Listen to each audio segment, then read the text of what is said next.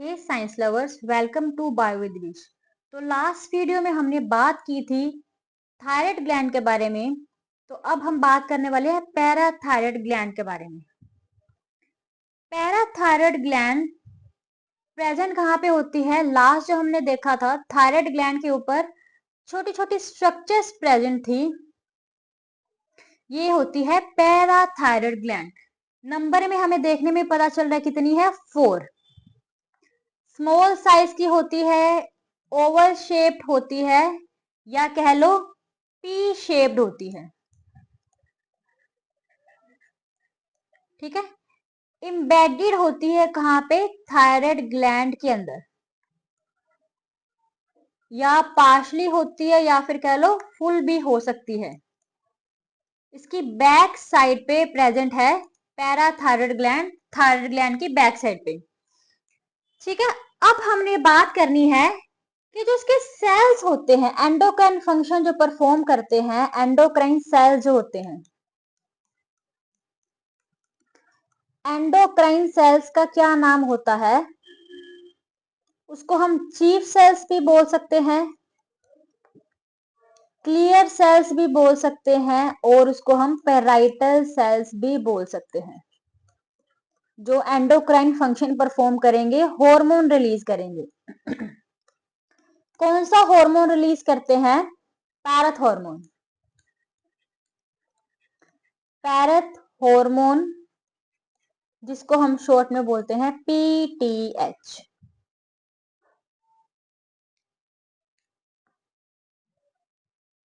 Clear? ठीक है, इस पैरथ हार्मोन का दूसरा नाम भी होता है जिसको हम बोलते हैं कॉलिप्स हार्मोन। कॉलिप्स हार्मोन। क्लियर? अब इसकी फंक्शनिंग क्या है, कैसे रिलीज होएगा, ठीक है, ये हम सारा डिस्कस करेंगे।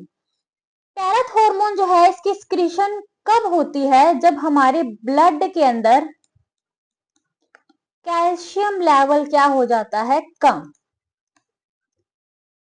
ठीक है, तब ये स्टिमुलेट होता है, तब ये हार्मोन रिलीज होता है। अब लास्ट हमने बात की थी कैल्सिटोनिन के बारे में।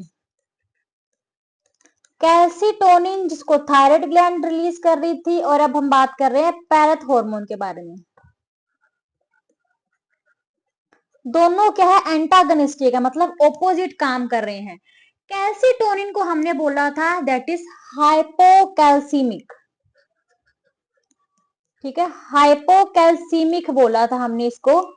और जो हमारा पैरथ हार्मोन होता है that is called hyper calcemic. Hyper calcemic factor होता है इसके अंदर। अब हाइपो का मतलब होता है कम। कैल्शियम लेवल को क्या कर रहा था, कम कर रहा था, और पैरथ हार्मोन क्या करेगा, कैल्शियम लेवल को इंक्रीज करेगा। ठीक है, अब इंक्रीज का मतलब ये नहीं कि बढ़ाता ही जाएगा, इंक्रीज करेगा टिल कि नॉर्मल ना हो जाए। हमारे ब्लड के अंदर कैल्शियम का लेवल नॉर्मल नहीं हो जाता, तब तक ये कैल्शियम के लेवल को इंक्रीज करता है। सेम जो कैल्सिटोनिन कर रहा था, कि कैल्शियम के लेवल को डिक्रीज कर रहा था, कब तक? जब तक हमारे ब्लड के अंदर उसकी अमाउंट नॉर्मल ना हो जाए। क्लियर? अब हमने क्या करना है, ब्लड के अंदर कैल्शियम के लेवल को इंक्रीज करना है। अब इसके कुछ क्या वेज हैं कि किस वे से हम कर सकते हैं। सबसे पहले इसको क्या करवाता है, इंक्रीज करवाता है एक्टिविटी किसकी, ओस्टियोक्लास्ट की। ठीक है, ओस्टियोक्लास्ट की अगर एक्टिविटी इंक्रीज करवाएगा, ये क्या करवा देगा, डीमिनरलाइजेशन करवा देता है बोन के मैट्रिक्स की। अब अगर डीमिनरलाइजेशन हो जाएगी, डीमिनरलाइजेशन होने की वजह से ये क्या कॉज करेगा, रीजॉर्प्शन। मतलब कि हमारे ब्लड के अंदर कैल्शियम की अमाउंट इंक्रीज होनी स्टार्ट हो जाएगी बोन्स की वजह से। ठीक है, नेक्स्ट ये कैसे इंक्रीज करवा सकता है कि जो हमारा कैल्शियम यूरिन में पास आउट होता है, उसकी क्या है, एक्सक्रीशन को रिड्यूस करवा के, रिड्यूस करवाएगा किसकी एक्सक्रीशन को, कैल्शियम की एक्सक्रीशन को, किसमें, यूरिन के अंदर। ठीक है, इंक्रीज करवाएगा। ठीक है, क्या इंक्रीज करवाएगा? उसकी रीअब्जॉर्प्शन। जैसे जैसे उसकी रीअब्जॉर्प्शन इंक्रीज हो जाएगी, ठीक है, वैसे वैसे उसकी जो यूरिन के अंदर अमाउंट है वो क्या होती जाएगी? डिक्रीज होती जाएगी। ये था इसका सेकंड फैक्टर कि इंक्रीज करवा देगा रीअब्जॉर्प्शन की, जो ज्यादा से ज्यादा हम उसकी हमारी बॉडी क्या कर सके, उसको रीअब्जॉर्ब कर सके और यूरिन में कम पास आउट हो। उसके अलावा ये क्या करता है, जो जेजी सेल्स होते हैं, मतलब जो जक्स्ट्रा ग्लोमेरुलस के सेल्स होते हैं, अब ये जक्स्ट्रा ग्लोमेरुलस के सेल्स कहाँ होते हैं? किडनी में। ठीक है, किडनी में जो जक्स्ट्रा ग्लोमेरुलस के सेल्स होते हैं उनको क्या कर देगा? स्टिमुलेट कर देगा। अगर वो स्टिमुलेट हो जाएंगे तो एक हार्मोन रिलीज करेंगे, दैट इज कॉल्ड कैल्सिट्रोल। ठीक है, कैल्सिट्रोल हार्मोन अगर इंक्रीज हो जाएगा या कह लो स्टिमुलेट हो जाएगा तो ये क्या करवा देगा? अब्जॉर्प्शन करवाएगा कैल्शियम की, किससे? इंटेस्टाइन से। ठीक है, पहले हमने बात की कि एक तो ये क्या है? बोन से इंक्रीज करवाएगा। ठीक है, दूसरी हमने बात की किससे इंक्रीज करवा रहा है? यूरिन से। तीसरी हमने बात की किससे इंक्रीज करवा रहा है? जक्स्ट्रा ग्लोमेरुलस के सेल को स्टिमुलेट करके इंटेस्टाइन से उसकी क्या करवा रहा है? एब्जॉर्प्शन करवा रहा है। ठीक है, नेक्स्ट क्या वे हो सकता है इंक्रीज करवाने का? कि जो यूरिन के अंदर हमने क्या है? कैल्शियम को अब्जॉर्ब करवा लिया, तो यूरिन के अंदर किसकी अमाउंट इंक्रीज करवा देगा? फॉस्फेट की। ठीक है, ताकि जो फॉस्फेट है वो ज्यादा रिलीज हो किसके अंदर? यूरिन के अंदर। ठीक है, increase loss of phosphate in urine. अब इसके लिए हम टर्म यूज करते हैं, दैट इज कॉल्ड फॉस्फेटूरिया। इंक्रीज होना फॉस्फेट का लॉस, ठीक है, यूरिन के थ्रू, उसको हम बोलते हैं फॉस्फेटूरिया। अब इसके साथ साथ ये क्या करवा देगा? इनहिबिट करवाएगा रीअब्जॉर्प्शन फॉस्फोरस की नेफ्रॉन के अंदर। क्यों? अब हमने क्या रीअब्जॉर्प्शन करवानी थी कैल्शियम की। अगर कैल्शियम की रीअब्जॉर्प्शन करवा रहा है तो ये क्या करवाएगा? जो हमारा फॉस्फोरस है उसकी रीअब्जॉर्प्शन को क्या करवा देगा? बंद करवा देगा, खत्म करवा देगा, कम करवा देगा। किसके अंदर से? नेफ्रॉन्स के अंदर। ठीक है, नेफ्रॉन की अगर हम स्पेसिफिक बात करें तो पीसीटी में से। क्लियर? अब नेक्स्ट हम बात करते हैं कि जो पीटीएच है वो और क्या करवाता है? पीटीएच मतलब अभी जो हमने बात की हमारी पैराथ हार्मोन है, क्या करवाता है? होम्योस्टेसिस करवाता है। होम्योस्टेसिस किसके अंदर? होम्योस्टेसिस मतलब बैलेंस करवा रहा है किसके अंदर? Calcium and phosphate. कंट्रोल करवाएगा कैल्शियम और फॉस्फेट की अमाउंट को, बैलेंस करवाएगा किसके अंदर? बोन्स के अंदर। ठीक है, बोन्स की फिजियोलॉजी कह सकते हैं हम। अब अगर जो हमारा नॉर्मल है कैल्शियम और फॉस्फोरस का लेवल, तो उस केस में क्या होएगा? एक तो हमारी बोन्स की ग्रोथ क्या होएगी? वो बैलेंस रहेगी, नॉर्मल रहेगी। हमारे टीथ की ग्रोथ और स्ट्रेंथ क्या रहेगी? नॉर्मल रहेगी। हमारा जो ब्लड क्लोटिंग फैक्टर है वो स्टेबल रहेगा। ठीक है, नॉर्मल रहेगा। ये सारी बात कर रहे हैं कि अगर हम कैल्शियम और फॉस्फोरस की अमाउंट क्या है? बैलेंस है, नॉर्मल है, तो हमारी जो मसल्स की कॉन्ट्रैक्शन है, मसल की कॉन्ट्रैक्शन भी नॉर्मल रहेगी, एज वेल एज जो हमारी नर्व इंपल्स है, नर्व इंपल्स भी क्या रहेगी?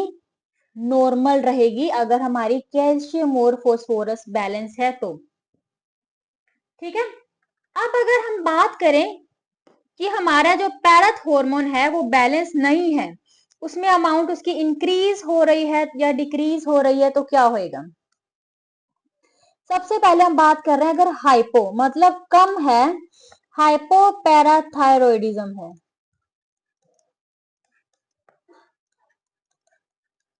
हाइपोपैराथायरॉयडिज्म है तो उस केस में क्या होता है,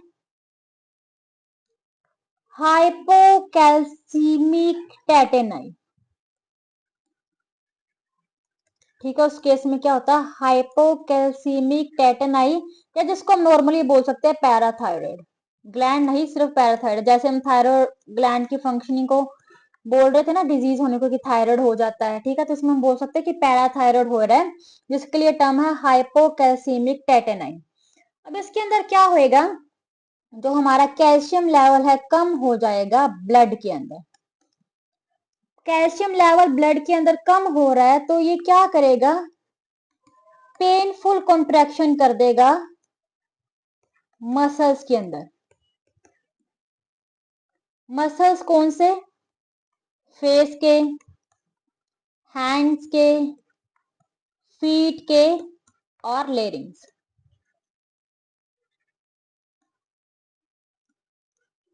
ठीक है, पेनफुल कॉन्ट्रैक्शन होगी फेस, हैंड्स, फीट और लेरिंग्स के मसल में। और इसके साथ साथ जो हमारी न्यूरो एक्साइटेशन है वो भी क्या हो जाएगी, इंक्रीज हो जाएगी। क्लियर। अगर अब हम बात करें हाइपर पैराथायरॉयडिज्म के बारे में,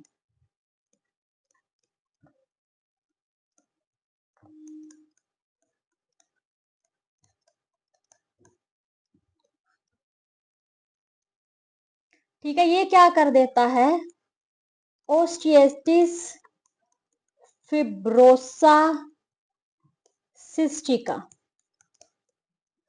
ठीक है, ओस्टिएटिस